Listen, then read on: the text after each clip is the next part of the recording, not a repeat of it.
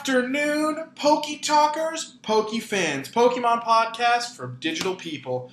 What's going on, guys? I'm Trick Room, and today I am joined, as always, by the Emperor. Hey, what's going on, everyone? It's the Emperor here with your co-host Trick Room. Today we've got two special guests. One, you know, from our previous thing, and then now we have the one and only Calvin. Thank you guys for having me so much. Hey, this is a real pleasure for us to have Calvin on the show. So, Emperor, if you don't mind, can I start off? Can I ask Calvin a question? Yeah, go right ahead. All right, well, Calvin, let's go ahead and get this started off. Calvin, give us a little background. Your name, where you're from, what you do, and why don't you go ahead and tell us your favorite Pokemon? Well, I'm glad you asked. My name is Calvin. I'm from Florida. I actually, believe it or not, am an up-and-coming podcaster, too. Hopefully you guys can give me a little shout-out at the end so you guys can give me a little bit of your audience. That would be fantastic. And my favorite Pokemon would have to be a tie between Gengar and Pikachu. Gengar? Why those two? Well, I just think Gengar is super cool. He's more of like the shadowy, dark type of Pokemon. And, you know, Pikachu has always been kind of like the good guy. You know, I've always resonated with Pikachu. I think that he's pretty awesome as well. I like it. And we also have our classic guest, Magician. Magician, how about you tell us a little bit about yourself and where, since we've seen you last time? Well, since you've seen me last time, I've actually played a little bit more Pokemon, specifically Pokemon Snap on the N64. It's a long-forgotten game, and it was actually a lot of fun. I haven't played it in a while. So let's go ahead and get straight into the Poke News for the week. Dun dun dun dun dun. Emperor, I'll give you some Poke News. Give me and some why don't Poke you go ahead News. and you tell us for Poke News. You guys give us the opinion on the Poke News I presented you. Okay, well, here we go. Starting off, Poke News. Dun, dun, dun, dun. A lot of fans are pretty upset. Charizard is the only new starter Pokemon to get a Gigantamax form. Break it down for us. What's the deal with that? Well, the way I see it is Charizard has always had special treatment by the Pokemon Company. Look at X and Y. Charizard gets 2 Mega Evolutions, while everyone else gets 1. Well, why do you think that is? What's so good about Charizard that the other guys don't have? It's a good point. Yeah. Magician, you usually have interesting takes on Charizard specifically because we know your past. What do you have to say? Well, I think it's an interesting... No laughing. Not funny. Okay, hold on, Jack. You're going to need this, too. Well, I think it's a really interesting topic about Charizard because I would agree that Charizard gets special treatment. And again, I think it's because he's, you know, classic. He's the most iconic Pokemon. I think that Charizard's, fan base goes across a large span of ages. I think the new kids who are just starting off with Pokemon, Charizard. Next to Pikachu, I'd say it's Charizard. Older kids, even people who collect the cards, the most valuable Pokemon card is the Charizard card. You know, the first, the Holo Edition, you know, it's Charizard. So, it's true. I think it only makes sense that Charizard gets the most upgrades, so. Well, Calvin, you have a unique perspective on this, being where you're from and all. What do you think about this? Well, you know, I give an interesting perspective because, believe it or not, when I was growing up, I was not that into Pokemon, so I give kind of an outsider's point of view.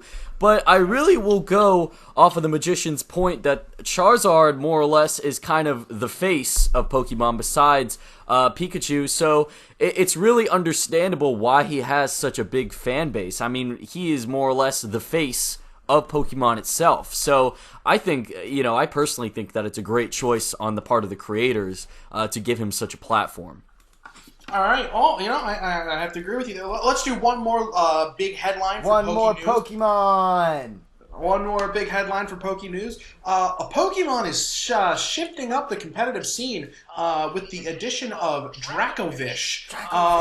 What do you guys think of Dracovish and what he's doing to the competitive scene right now? See, it's so funny, Jack, because I was gonna put this on the podcast last time, and I didn't know who Dracovish was, and I didn't want to talk about him. Well, This is the now we're talking about Poke headline news. Well, he's a new Pokemon, and I gotta say, I like his design. I like his look.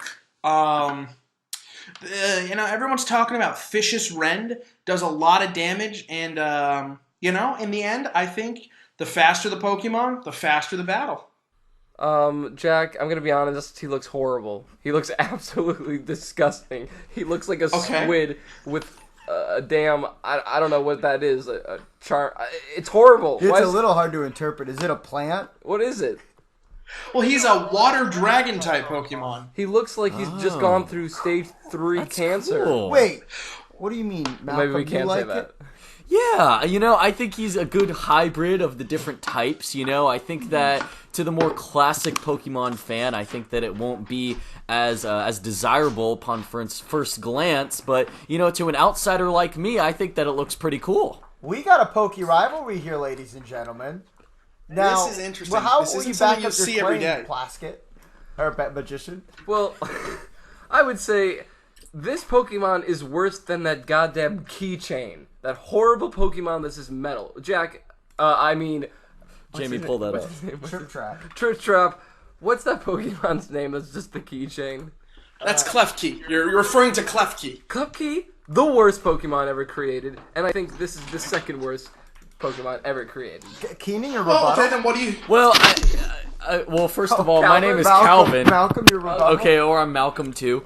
I just think, I don't know, just purely based off design, I think that it's pretty well made. I think just starting off, the creators of Pokemon, they've come a long way. I think from the 80s and the 90s when Pokemon first got started, the designs were a little rough. I'll give them that. It was a little rough, but... I just think they've come a long way with the way technology has been advancing and the way the graphics have been going. I think they've done a pretty good job, all things considered. So it's well made, Pascal. What do you think, Magician? I honestly have no disagreements. I do think... This is interesting. And, I know we were supposed to end our Poke news here, but there's one thing I want to bring up because of this. I'd like to bring up... Now, if you guys have access to high-speed Rotom phones, or just the internet, we're just having fun here, why don't you look up the other fossil Pokemon from the generation? So that would be, there's Dracovish, there's Arcto, there's Dracozolt. Look up Dracozolt. How do you spell that? Dracozolt. Dracozolt. Alright, this is it with Pokemon, though. I'm getting really bored. Oh, no, after this, we're done. After this, I got you. Don't worry. Well, and we gotta do... okay, that thing. Magician. Take a look.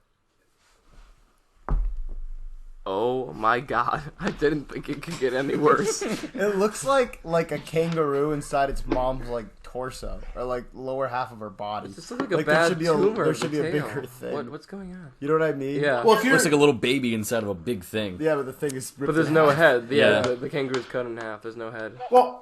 So this is exactly what I mean when I say the design has come a long way. I mean, just look at that and look at where they are nowadays. Absolutely Doesn't awful. even compare. Absolutely awful. Well, you know Well, what? Since we're talking they're next to each about other. the old days, let's talk about the new days. Sounds good to me. We are back on our segment, Catch That 150. So, we already talked is this about for Zubat. Calvin? This week we'll be talking about Beedrill. Can I, Emperor, can I go first here? I got some things to say about Beedrill. Uh-oh. Okay. As a kid, did not like Beedrill. You know why? Beedrill, he was the mean Pokemon. Always attacking, always stinging. Butterfree, nice guy. Also, I never got what, I know we're not talking about him, but his, the one form down, the thing that evolves into Beedrill, I think it's Kakuna. I don't like Kakuna. I don't think Kakuna's cool. And, that's why I didn't like Beedrill. Emperor, I gotta... We can't talk about that. Back! Okay.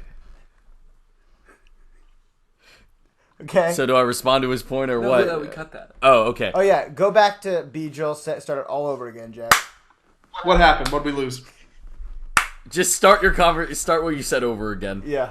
All right, listen, Beedrill, I'm really not a fan of it. I don't like its pre-evolution. I think it's mean. I think it looks like a bee. Not very creative. It's just a bee. I don't like it.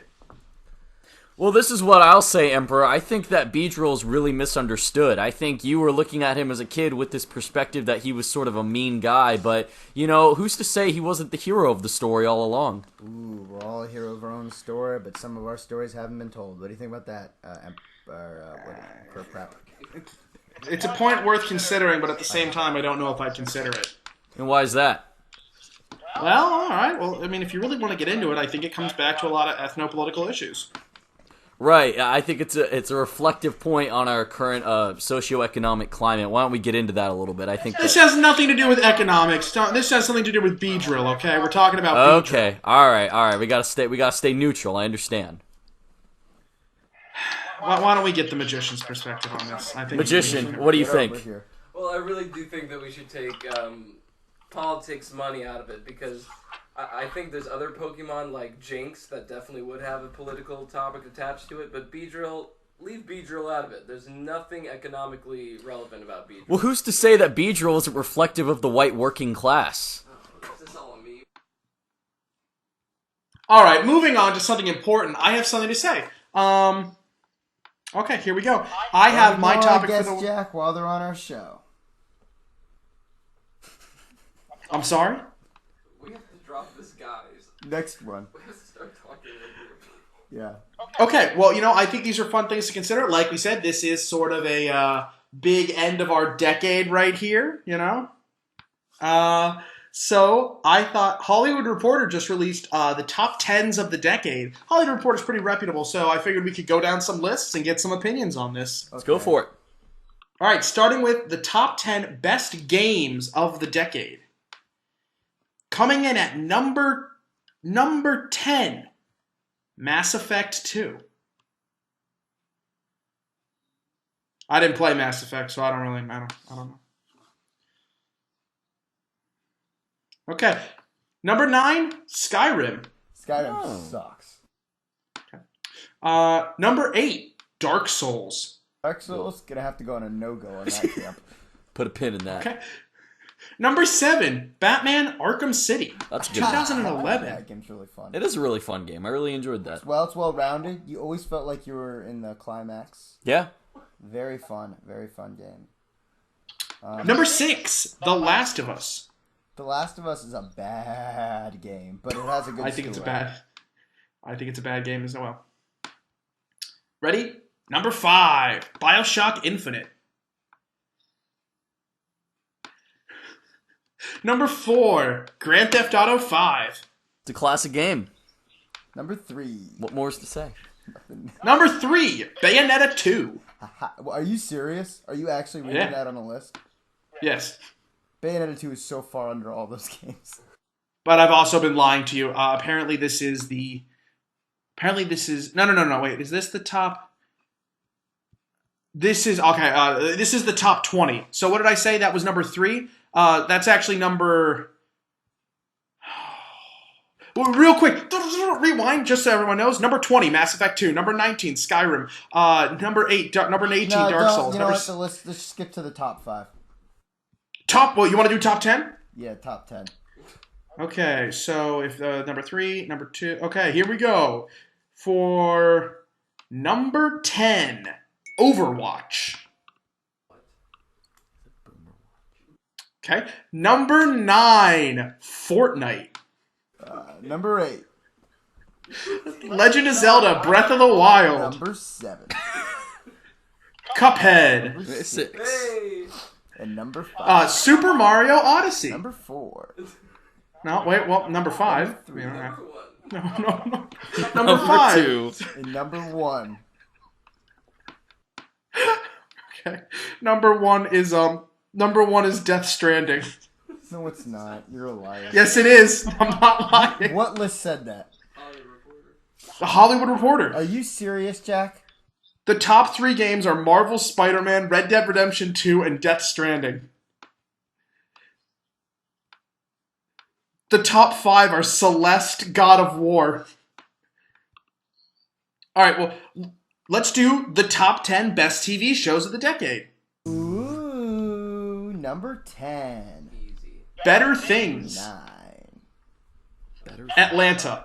Oh, hold on, wait. Calvin, you like Atlanta, right? I like Atlanta. I think it's a good show. Do you think it's the 9th best show of the decade? Yeah, I think it is. I'd say top 15. I don't know about top 10. Okay, all right. Moving on to number 8, Marvelous The Watch Leftovers. this horrible. What? Oh, Leftovers? The Leftover. It's intolerable, so I will not watch it. Well, it's number 8, so I guess we'll move on to number 7. Yeah. Number 7 is AMC's Halt and Catch Fire. Oh my god. Number 6. Number 6, one of my personal favorite show of all time, BoJack Horseman. It's a great show. BoJack. One of my friend Malcolm just finished BoJack Horseman. Lip laugh. Oh, Malcolm, what do you think?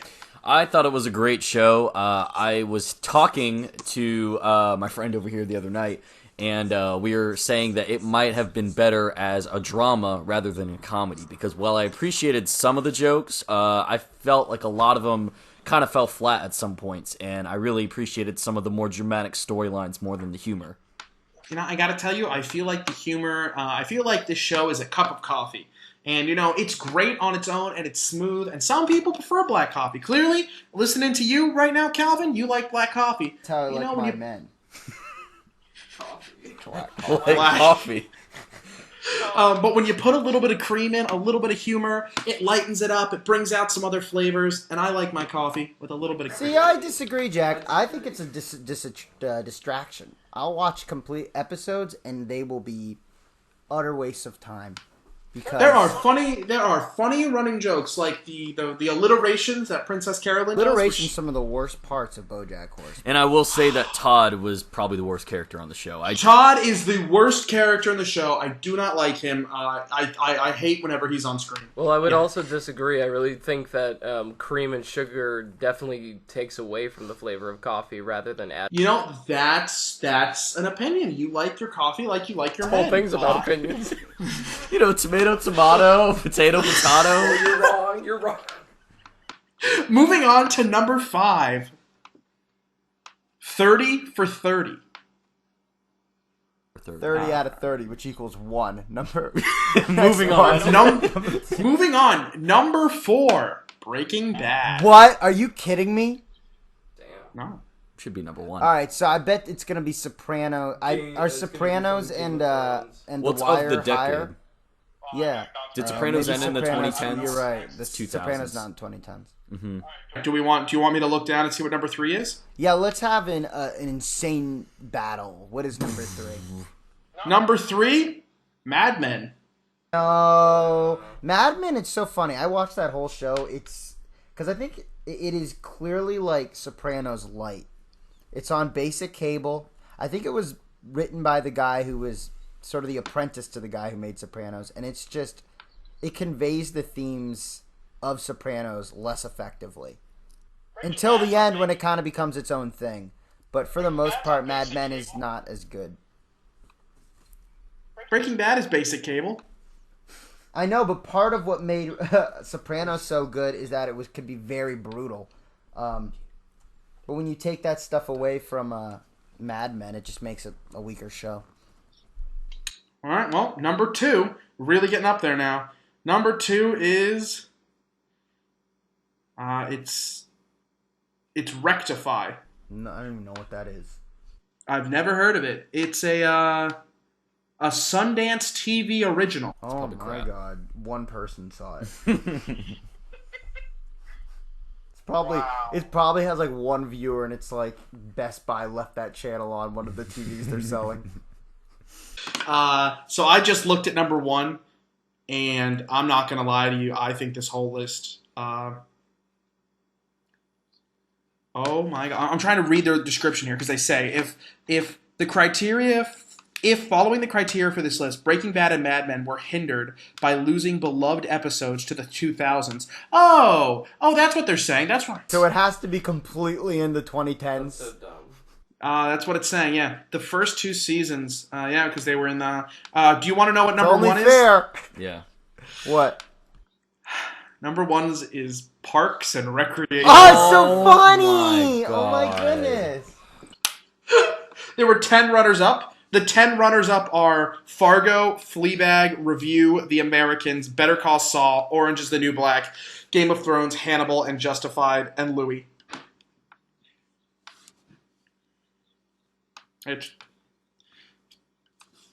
They're 10 runners-up, so consider them. And now, let's look at the 10 best films of the decade. Here we go. Starting off with number 1. Wait. Oh, wait. Let's go. Let's start off with Number 1, best one. that was weird. I don't know why this one. Okay. Number okay. 10. Dude, we all fuck up in different ways, but we come together to make a podcast. Yeah. Number 10. The Gatekeepers. Number 9. Mad Max Fury Road. What? Whoa. That Number- completely. I mean, I enjoyed that film, but it wasn't. I don't think it belongs in the top 10. Well, if you enjoyed that, then you're going to love number 8, I agree, but it belongs in the Brooklyn. bottom 10. Wow.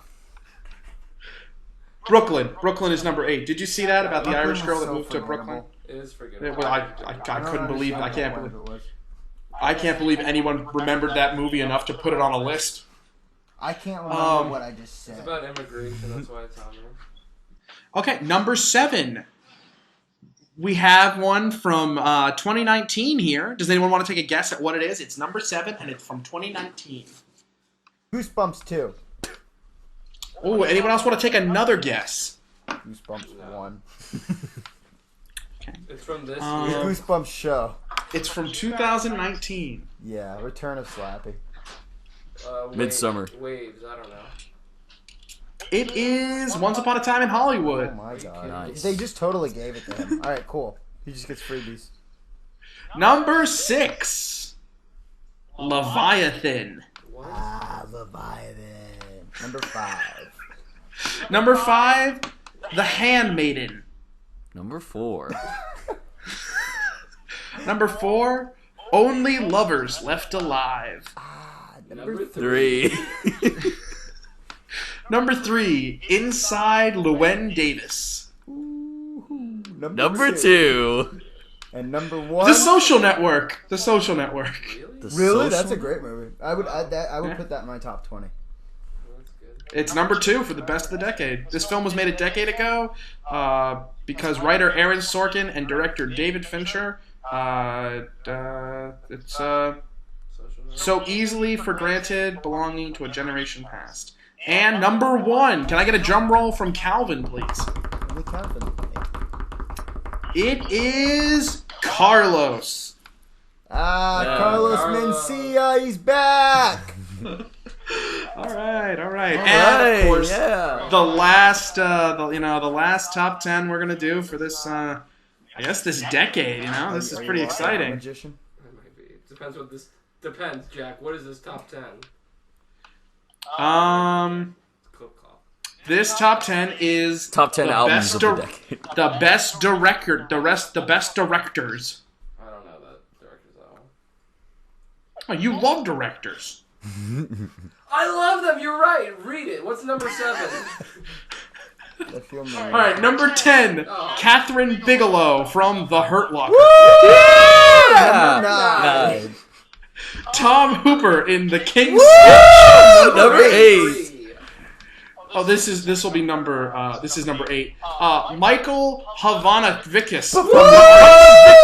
Papodava, number 7. Ang Lee from The Life of Number Pi. 6. Alfonso Number Cuarón from 5. Gravity. Faster, Clip Clop. Hurry. Alejandro Number Inarritu, 4. Rubberman. Alejandro Inarritu, the Revenant. Number 3. Damien Chazelle, La La Land. Number 2. Guillermo del Toro's The Shape of Water. Number 1. Number 1. Alfonso Cuarón. He made like 2 movies. I didn't even. He made 3. He was on there 3 times. They put the same guy 3 times. Oh, I misread it. It wasn't the top 10 best directors. The It was. same name repeated 3 times. That's 3 times. It was. Article. It was the best director Oscar winner for the past 10 years. Oh, what? That's not even. You just told us an order of shit. All right. Yeah. Now we're gonna move on to the next topic. This is my secret topic for the week. Now, Jack, we can relate on something. I also just went back and watched an old Star Wars movie. It's true. I just finished Revenge of the Sith last night. I just watched the first half of Attack of the Clones.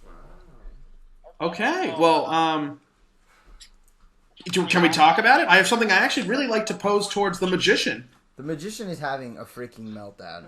So this is the last thing you say to him before we don't acknowledge him for the rest of the show. Yeah, he's signing off, so this is his parting message. Yeah.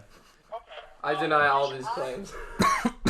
I was watching Revenge of the Sith. I don't know when was the last time you've seen Revenge of the Sith. And as I was watching it, I kept thinking to myself, this has a lot in common with the structure of a Shakespearean play.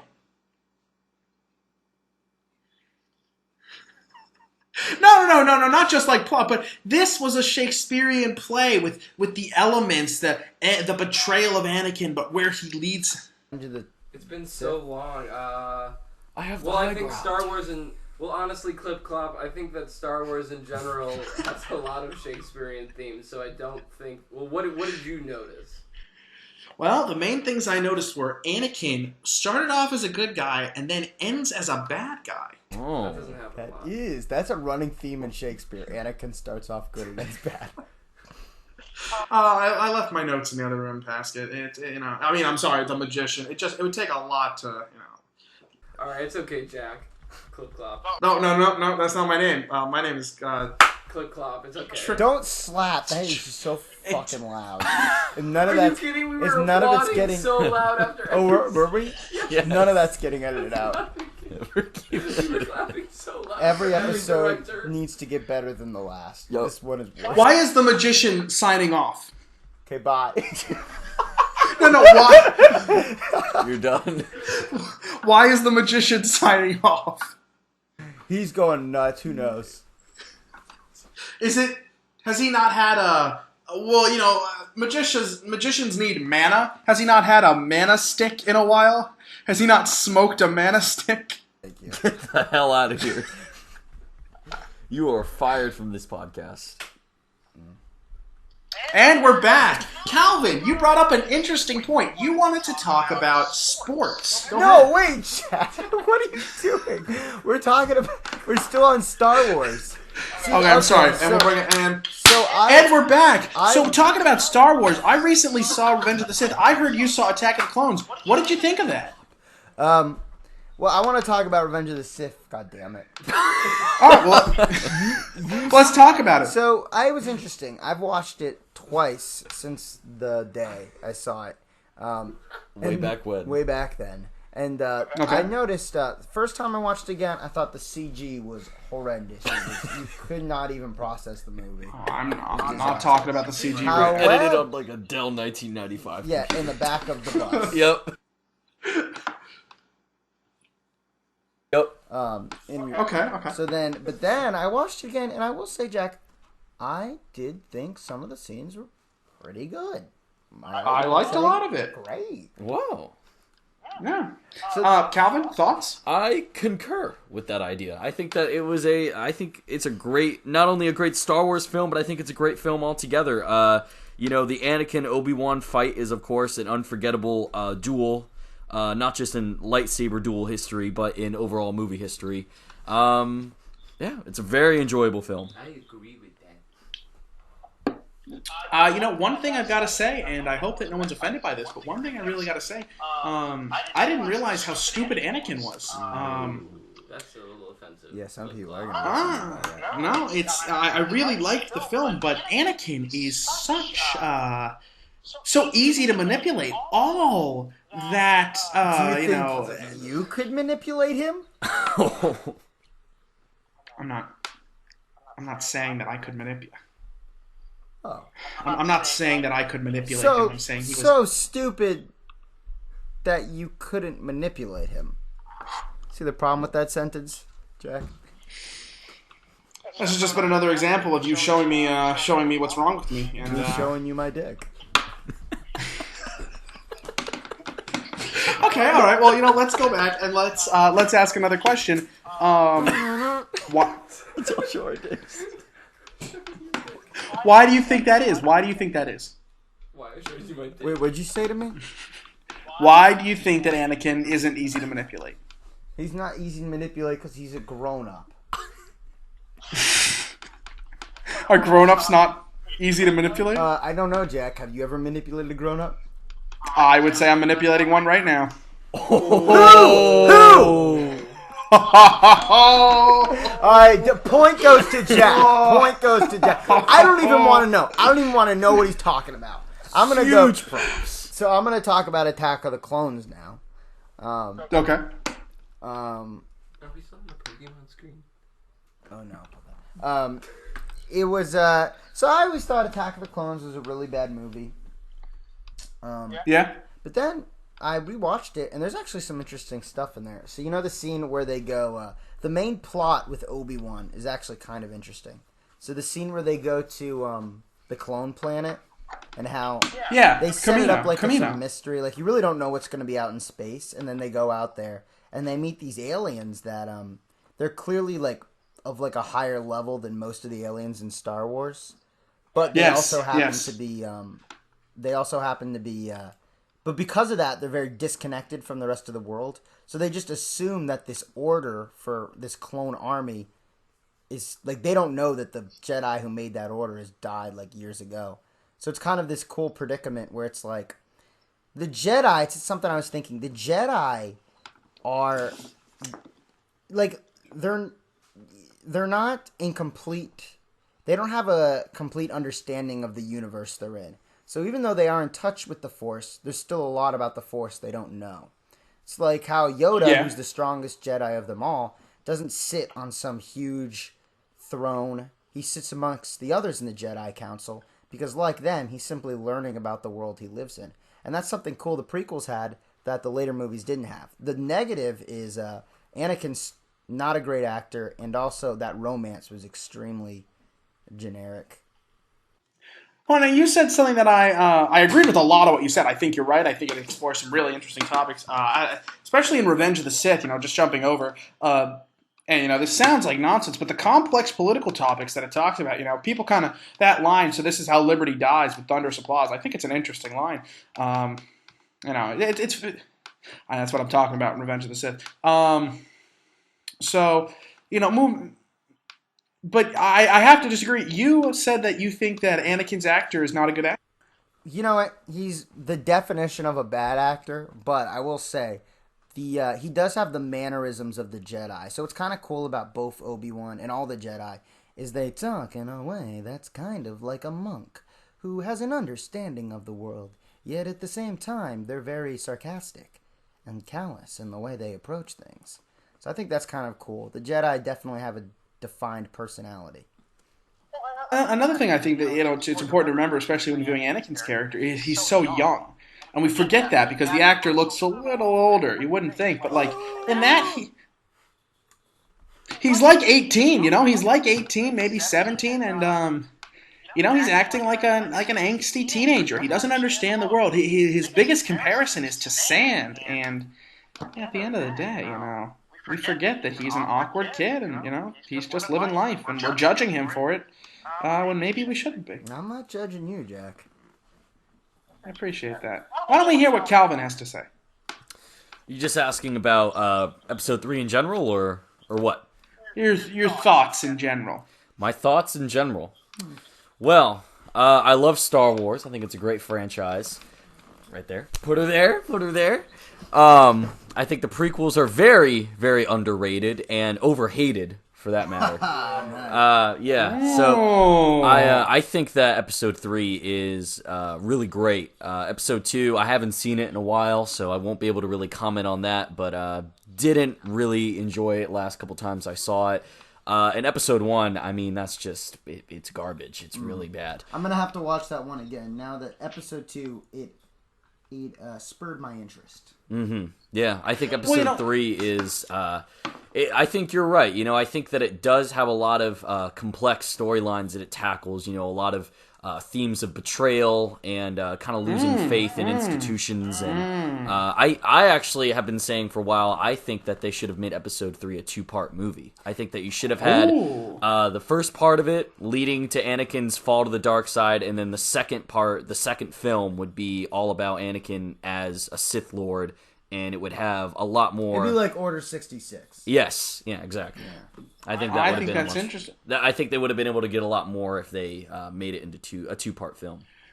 Well, a big criticism that most people level is, after that guy did those rewrites that got popular on the internet, a lot of people think that episode 3, the whole prequel trilogy, should have focused around Obi-Wan and had Anakin be more of the side character, because they think at the end of the day, it is Obi-Wan's story, and Anakin's just sort of that a player. rewrite guy, I mean, that's just one. There's an infinite number of possible ways that Star Wars could have been told.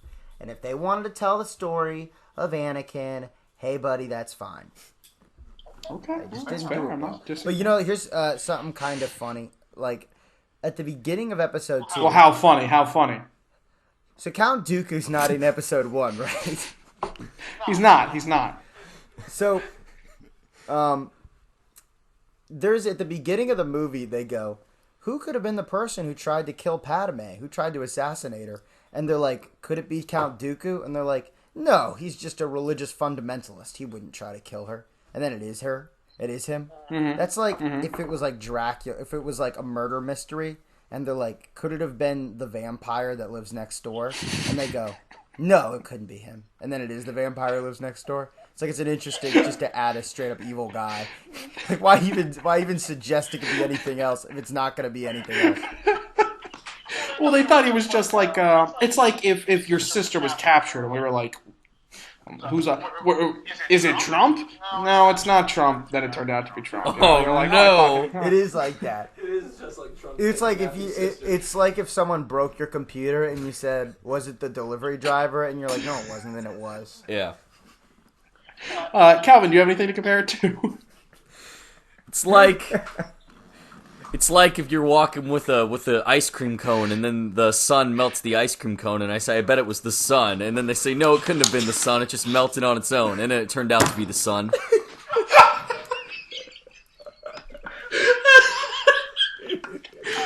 Dude, it's like you're wandering around and you trip on a rock. You break your shoulder bones, and you stand back up, and you ask who did it, and they said it was probably that guy over there, but it was the rock. Like, you find out later. You look at his security camera and see a rock tripped you. Oh, that'd be fucking crazy. Really interesting trope right there. I think that we really hit the nail on the head. That's a really underrated moment in episode 1. Okay. Next topic. Okay, Next topic. Moving on, I wanted to say this. Talking about Star Wars that are overhated and underrated, let's talk about some Star Wars that are contentious, especially with Episode 9 coming out real soon. Right. Let's talk about So Episode I have a little 8. bit of speculation to add into the last. I believe it's the last episode that's coming out. I've heard some things that, believe it or not, It's not the Anakin last episode might coming come out. back in Episode 9 as a Force ghost. Well, so I read a bunch of the spoilers. So who wants to hear them? Well, you probably shouldn't say them on the podcast. All right, spoiler alert coming now. Nope, no, you Let's probably cut this shouldn't. You probably cut shouldn't this give the probably shouldn't do that one. All right. Okay, never mind. Well, I have something kind of interesting here. What? Go for it. I've got another top 10. Another top 10. Let's hear it. Yeah. Kind of switching things up. This is the top 25 anime of the decade. Ugh. Okay. Is this the IGN list? No, it's Crunchyroll's list. Okay. All right. Let's see We here. probably So had we got 4 words of that Star Wars subject. 2, 3, 4, 5, 6, 7, 8, 9, 10. All right, number 10 is A Place Further Than the Universe. Number 9 is the Madoka Magica. Number 8 is something I don't know. Number 7 is Showa Genryoko. Number 7 is A Silent Voice. Number 6 is Space Dandy. Steins Gate, Your Name, and the best anime of the decade is Yuri on Ice. Oh my god. Let's talk about Full Metal Alchemist. Now that we're coming to the end of the decade, that is like most list. That list was a joke, but it's most list #1 anime of all time. Is it overrated? Here we go. Is it overrated? Well, I have to say it is the anime that got me into anime. So I don't know if I can look at it and go, ooh, that's overrated. As much as it's yeah, you know what? At the end of the day, it's overrated, but it's great. Did something happen? So what do you think of it? What are your honest? So what did you think? It was when you first saw it. It was like your favorite anime, right? Oh, it got me into the genre, yeah, for sure. So how about now? I haven't seen it in a while, but looking back, and I think I've seen some things. It's just, what do I like in an anime? I like a compelling story with interesting characters, and I'm a bit of a sucker for I think if it has an interesting power gimmick or something. In my opinion, I think the most basic power gimmick are the devil fruits. The devil fruits interest me the least. We'll destroy One Piece in a second. Don't you worry. But for now, let's just stick with Attack on or whatever we were talking about. Full Metal Alchemist. Full Metal Alchemist. It's just so I like it at the time. I thought its power thing, like the alchemy, I was like, I've never seen anything like that, and I thought it was awesome. In the past couple years, I've seen some stuff I think that rival it, but it's still a really good show. I think that if I wouldn't say it's the best anime of the decade, but I think it's the best anime for newcomers. That's my opinion. It gets a lot of people in the anime.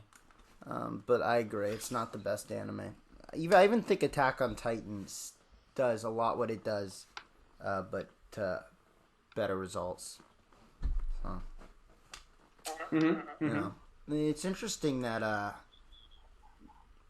lot with Western storytelling, a lot of times things just seem better planned than they do in anime. So that's probably what made Attack on Titan and Full Metal Alchemist so strong, is it just felt like a coherent, planned world, whereas things like Naruto feel so spur of the moment. And I would argue One Piece does that the worst of them. Ooh, explain. One Piece, despite having the longest running mystery in all of manga, feels as if every chapter, every second, is frolicking around, trying to think of something else to say. Take Rob Lucci, for example. Proclaimed to be the strongest agent in CP, yet he's defeated by Luffy pretty early on.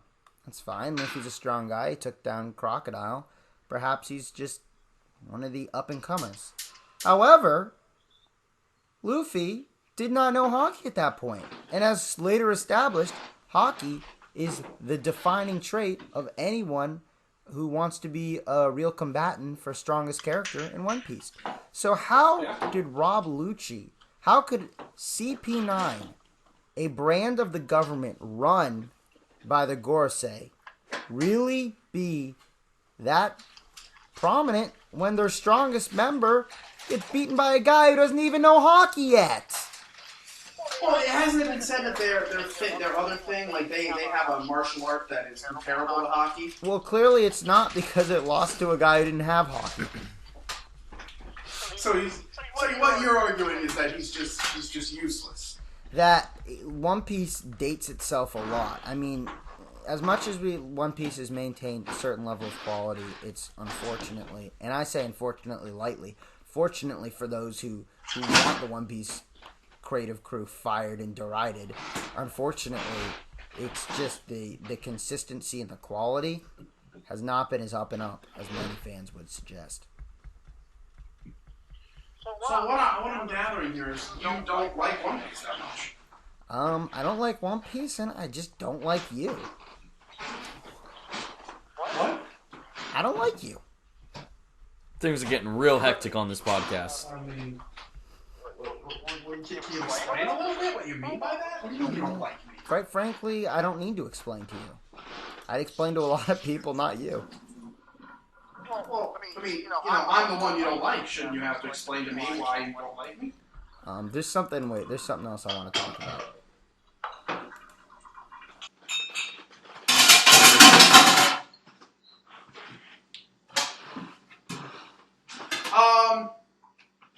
I'm gonna have to step out. I'm gonna have to go.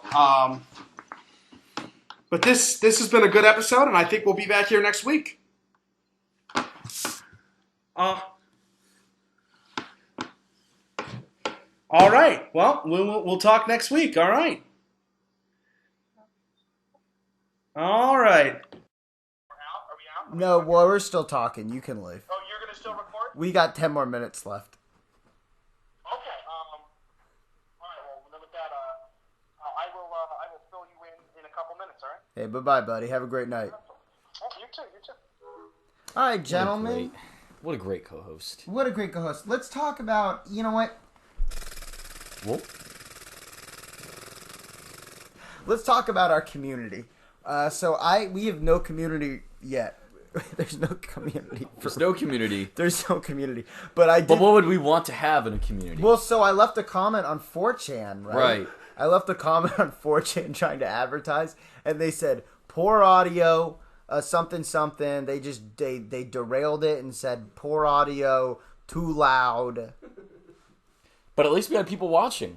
Yeah, at least that guy watched it. So, to our fans out there who say poor audio, too loud, the audio should be better. It might still be really loud. This is actually going to be a really loud episode. This would be so unpleasant to listen to, like doing anything. We're just going to have to normalize and compress the audio. We're very sorry to the listeners whose eardrums are being blown out by us screaming into the microphone. So what, give me some construction feedback. Construction feedback. Construction feedback? Because you guys are, Start building this building. Build this wall. Start building a dialogue, alright? Okay. So you guys you've been, now, The Magician, you've been on 2 episodes so far. Malcolm, this is your first. This is true. Yep. And I just want to, we want to build a brand for Pokemon. And how is it going? What are your critiques so far? Well, I think the Magician should take this one first because he has a little more experience. Well, I think that if we're starting off addressing Pokemon, I feel like I would agree with some of our fan base that the beginnings are a little belabored. I think that the beginnings, we just need to accept that everyone knows who we are. We're Pokemon fans. We love it. We talk about it. I just think we need to focus on jumping right in. The introduction on this podcast, some of our fans might think it was a little long, where we're from and stuff like that. It might be a little contrived. So I would agree with a lot of people on 4chan who've been commenting that... Just that one guy. Just that one guy. So when he said the audio was bad, I think what he was really saying is you guys need to jump into the action a lot faster. And to that point, I will say... like with any podcast, there's going to be a period of growing pains, you know what I mean? I think that we're starting off and, our equipment isn't the best and the audio isn't that good, but, we've got a passion and we've got a dream and we're going for it, and I think that our passion will shine through. I think that people will appreciate just the content, and I think it's only going to go upwards from here. Malcolm, that's very well said. Now, how about you we end our show with a song? It's always great to be a poke-talker. It's better than being a walker. 'Cause we are the poke-talkers, and we're the best podcast in the world. Way to go! Woo! That's a wrap, folks. Signing off, I'm Calvin. That's Reese. And we'll be back. And I'm the Magician. We'll be back next episode with new fans. Again, Maxwell's on hiatus for an indefinite period of time. But when he comes back, it'll be fun. But we got to build somewhere, and you got to start far away. So You gotta start somewhere if you're gonna start somewhere, right? So I'm gonna give you, with a bit of advice before we go, podcast piece of advice. If you're sitting at home tonight, or you're on the go, or maybe you're sitting in your car, well, hey, don't look up. Just keep the volume on, and keep the air conditioning cold. But not too cold, because it's probably already cold outside, and we got enough icicles outside as it is. I hear that one. Well, I guess on that note, we will end it right here. We'll see you next week with another episode of Poke Talkers. Have a great night. Shut up.